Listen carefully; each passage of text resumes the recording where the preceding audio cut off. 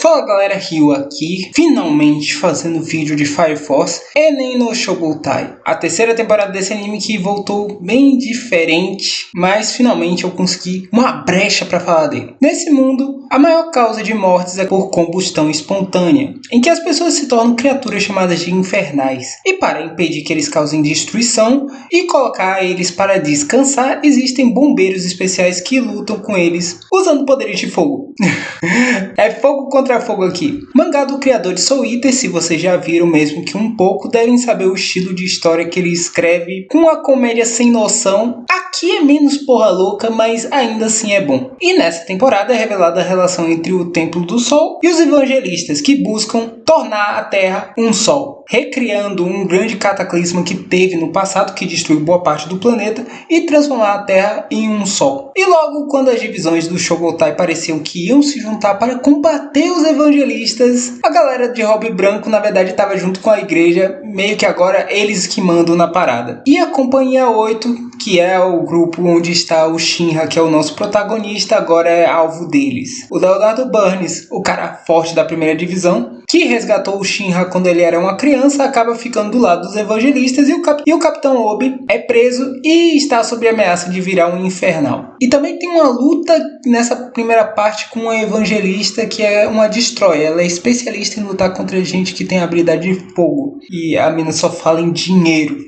Vou comentar sobre tudo isso e um pouco mais, mas antes vocês já devem saber. Deixe seu like para ajudar o vídeo aí pra frente. Se inscrevam para a gente chegar nos 1000 inscritos. Isso me motiva a trazer mais vídeos para vocês. E ativem as notificações para não perder nenhum vídeo. Vamos ao que interessa. O primeiro episódio ele retorna com uma boa animação, mostrando uma cena que é um treino entre o Shinra e o Arthur e o resto dos usuários de fogo. E realmente está bem animada essa parte. O primeiro episódio é um recap do que aconteceu anteriormente. Uma boa parte é um recap. E a parte mais interessante é os evangelistas e a igreja, que é finalmente mostrando qual infiltrados eles estão. E eles estão infiltrados na Igreja do Sol. E é claro que o pessoal da primeira companhia, que é os caras que estão ligados à igreja, eles são contra os evangelistas. Só que a Haumea vai conversando com o Burns, usando a habilidade dela de ler os pensamentos da pessoa. Ela tem um poder de eletricidade, mas ela também consegue ler a mente. E ela vai conversando, analisando o que ele está pensando e tentar a melhor maneira de convencer ele. E ela acaba convertendo ele para os evangelistas. E não parece que é mentira. Ela lê a mente dele e ela vê que ele acredita que o Deus que ele viu por causa do Adola Link é o Deus que ele deveria seguir. Ele estava com dúvida da igreja, mas agora que ele sabe que a igreja está com os evangelistas, ele acredita que ele está no caminho certo, transformando a Terra em um sol. E olha que o cara era bombeiro. Enfim, o Obi é capturado e preso, e o próprio Burns fala que pelo Obi ser tão leal à igreja, ele deveria ser premiado, se tornando um infernal. Mas que coisa, né? E é claro que isso tudo é uma armadilha para atrair o Shinra, que é o quarto pilar, e os pilares são necessários para serem jogados na fogueira em forma de usina nuclear para provocar o grande cataclisma. E no meio desse processo, os caras da Companhia 8 se tornam traidores porque eles vão resgatar o Obi. Depois de boa parte do episódio, a gente tem a abertura. E acontece uma coisa que eu nunca vi. É de uma abertura tão próxima do final que ela é praticamente colada com o encerramento. Se vocês já viram isso em alguma vez, me falem, porque eu não me lembro de ter visto. E a abertura, rapaz, é a pior de todas.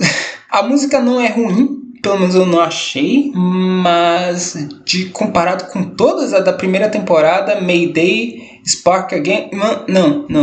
A pior de todas as aberturas de Enen no Shogotai. Mas bora voltar pra história. Graças ao Adola Link, o Shinra pega a informação de que o Burns quer que o Obi vire um infernal. E aí os caras se rebelam, eles fogem antes do exército pegar eles. E o Listo, que é o cientista deles, ele revela que ele não estava nem do lado do Himejima, que é a indústria que fabrica tudo para os bombeiros, e ele não estava nem do lado do oitavo grupo. Ele estava com o Joker, os Dark Heroes. E aí o Joker ajuda eles a escapar pelo Nether, que é o subterrâneo da cidade. E pelo Nether ele vai para todo canto e é assim que ele consegue operar. O lugar é tão abandonado que ele tem uma base secreta que tem um letreiro. Dane-se. E o Joker não me parece confiável.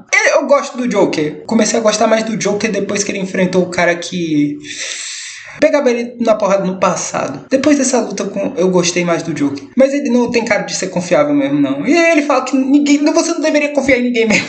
Mas acontece que ele vê o Obi e o Shinra como uma luz de esperança nesse mundo. Deveria salvar ele. Mas eles vão ter que enfrentar o Burns, que é forte pra cacete, e a Gold. A Destroyer, ela é um evangelista que é especializada em combater o pessoal que usa fogo. E ela matou o Hag, que ele também teve uma experiência com a Dora Link. Mano, a luta contra ela... Enfim, o Shinra e o Joker enfrentam o Burns. A galera que ficou pra trás segue num carro e eles acabam deixando o Arthur no Nether. O cara cai do carro e eles seguem adiante. E aí depois eles finalmente chegam no local, estouram a parede de frente pra essa Gold. E aí depois que eles precisam do Arthur pra linha de frente, eles falam: rapaz, a gente esqueceu do Arthur. Ele deve ter caído do carro. E tipo, o Hinawa, que é o segundo no comando, ele geralmente fala pra todo mundo não ficar em pé com um carro em movimento pra não cair. Mas só que ele tinha incorporado tanto ele ter se rebelado que ele tava inclusive cagando pras próprias regras. Mas daí depois que ele viu que o Arthur tinha caído, ele falou: é por isso que eu sempre digo pra não ficar em pé.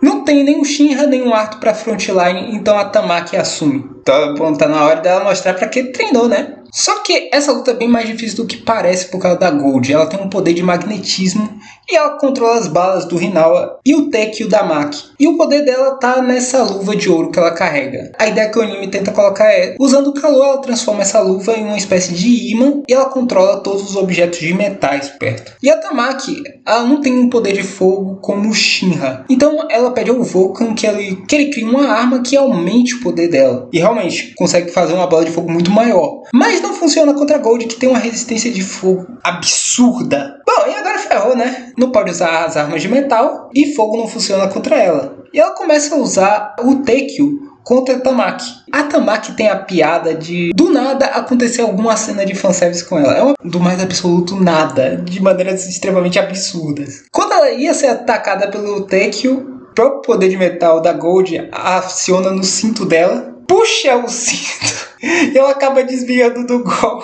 Enfim, o fanservice simplesmente salvou ela. E aí o Hinawa se liga: todos os nossos cintos são de metal e a gente está em desvantagem por causa do poder de magnetismo. Então todo mundo tira a calça pra não ser acertado. E aí o próprio Hinawa fala que não liga de tirar a calça, porque outra piada absurda que esse anime fez é que todos os caras já pousaram pra uma revista que os bombeiros fazem aqui. Mano, é ridículo isso. E aí a Gold, gananciosa como ela é, pergunta se vende. E ele fala que vende pra cá. Eles estão com dificuldade por causa do poder de magnetismo. E daí a Lisa, a garota que estava com o Vulcan e ela é ligada aos evangelistas também, ela entra em combate porque ela também quer resgatar o Obi, que ele aceitou ela de braços abertos, mesmo sabendo do histórico dela. Ela tem poder de magnetismo, então ela consegue ajudar contra a Destroyer. Só que ela só consegue segurar. E o Listo tem um plano para finalmente derrotar a Gold. O poder de fogo não funciona com ela, então a melhor chance que eles têm é com a arma do Hinawa. Só que, graças ao poder de magnetismo, ela consegue pegar as balas. Então o negócio é inutilizar a luva dela. E a ideia é o seguinte: se cobrir de ferro a luva de metal, eles conseguem neutralizar o magnetismo. Só que o ferro também é controlado pela habilidade dela. Então o que eles fazem é o seguinte: pegar a Tamaki, colocar pra ela esquentar o ferro na cauda dela, pra não dizer outra coisa. Eles fazem de tudo pra cozinhar o ferro em cima da Tamaki. Usam um spray para aumentar a temperatura. Por causa da alta temperatura, o ferro perde a propriedade magnética e a Tamaki joga essa bola de ferro derretida na luva. E aí o Hinawa finaliza. E mano, depois que ele dá o headshot, fica um silêncio constrangedor. E os evangelistas ficam: pô, a Gold perdeu. Perdeu, tomou um headshot bem no meio. Enfim, outro evangelista vai e assume contra eles. E aí o Arthur finalmente aparece e ele derrota da maneira mais rápida possível esse evangelista. Olha que o Shunibyo dele serve pra alguma coisa. O final do quarto episódio foi realmente bom. Os evangelistas finalmente pegam um inseto. Esse inseto é o que faz com que o poder de fogo desperte nas pessoas. Tipo, no começo da história, pega um grupo de crianças e insere um inseto neles. Alguns se tornam infernal, mas um funciona e ele desperta o poder de fogo. E eles fazem a mesma coisa com o Obi, inserindo um inseto nele. E aí a gente vai pro episódio 5 descobrir o que acontece com o Obi. Eles tentam inserir o inseto nele, só que por causa da histeria dele, ele desperta a força e os músculos dele enrijecem a ponto dos insetos não conseguirem entrar. E aí o povo da companhia dele começa a elogiar os músculos para que ele se mantenha nessa histeria. É a história resolvendo esse problema com piada. Mas tem um limite. A história coloca um time limite aí. Mas por causa da luta do Shinra com o Burns. Que agora ele vai ter que resolver isso. E o Burns, quanto mais a habilidade do Burns está ativada, mais forte ele vai ficando. Só que boa parte desse episódio vai mais para o Arthur. Que o Arthur finalmente tem a luta Shunibyo que ele queria. Contra um dragão. Aparece um evangelista que o nome dele é Dragão. E na hora ele pensa, finalmente o duelo que eu queria. E ele vai, luta contra ele, só que ele não consegue fazer um dano nesse cara. E acontece que ele tem um poder bem dracônico. Tem uma cena que ele dá um empurrão com o braço no Arthur, você chega e escuta o barulho de osso quebrando. O Arthur é jogado para a parede, ele corta a parede e se esquiva. E você vai descobrir qual é a habilidade desse tal Dragon. Ele consegue gerar escamas como a proteção de um corpo de um infernal. E o poder dele é uma defesa altíssima. O Arthur vai ficando animado e o poder dele de Shunibyo só aumenta. Quanto maior for a visualização dele, maior o poder dele fica. O Dragon cospe fogo na direção dele e ele se defende com uma capa. Ele cria uma capa de plasma para se defender. A espada Excalibur dele fica maior. E ele tenta encarar o Dragon da mesma forma. Só que o dragão oblitera o braço dele. E acaba como se o Arthur tivesse perdido a luta. Rapaz, ele teve a luta que ele queria, mas até agora o dragão tá na melhor. E o episódio termina com o Shinra finalmente indo com tudo contra o Burns. E aparentemente ele já está em um outro estágio do poder de fogo dele. Bom, é isso. Muito obrigado por assistir até aqui. Deixe nos comentários o que você achou do vídeo. Deixe seu like se você gostou. Se inscreva se você não for inscrito. Quanto mais o canal crescer, mais eu trago conteúdo para vocês. Eu fico por aqui e até mais. Latom.